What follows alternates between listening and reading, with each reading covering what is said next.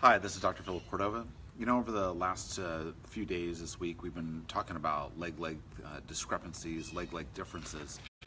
And so I've been getting some questions and some feedback, and some of the things that people are wondering is, you know, how would they know? I mean, if they didn't know to go to the chiropractor and get checked, what would be something that they would even look for, or something that they might decide that they perhaps have a leg length difference?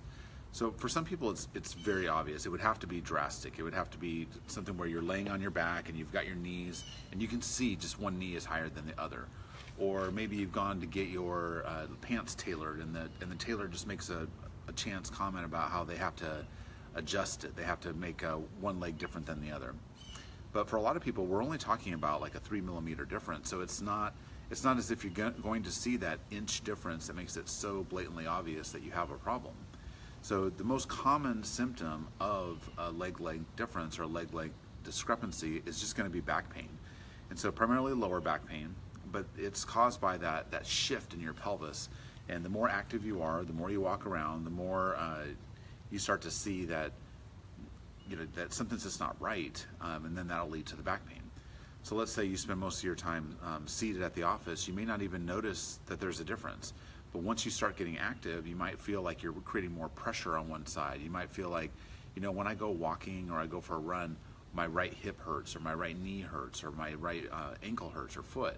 And so you may just chalk that up to, I have a bad hip or I have a bad knee, but you're not necessarily thinking, you know, one step back, which is that the reason why you have one hip that keeps causing problems is because there's more pressure being exerted on that in everything that you do.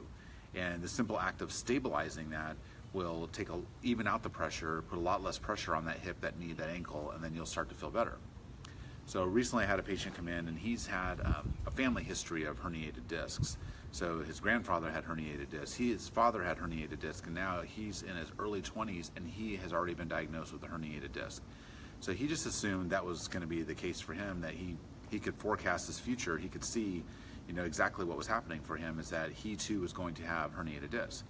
So about this time, we started evaluating more leg length differences in the offices, and we found that he had a 9 millimeter short leg. This is not something that he had ever noticed on his own, except for the fact that he had had back pain and herniated discs. So we started him off gradually. So we did a 5 millimeter heel lift in his shoe, immediately noticed that his back felt more stabilized, decreased pain, his adjustments lasted longer. And then after about a month or so, we upped him to the full height difference, and it's been like no problem ever since.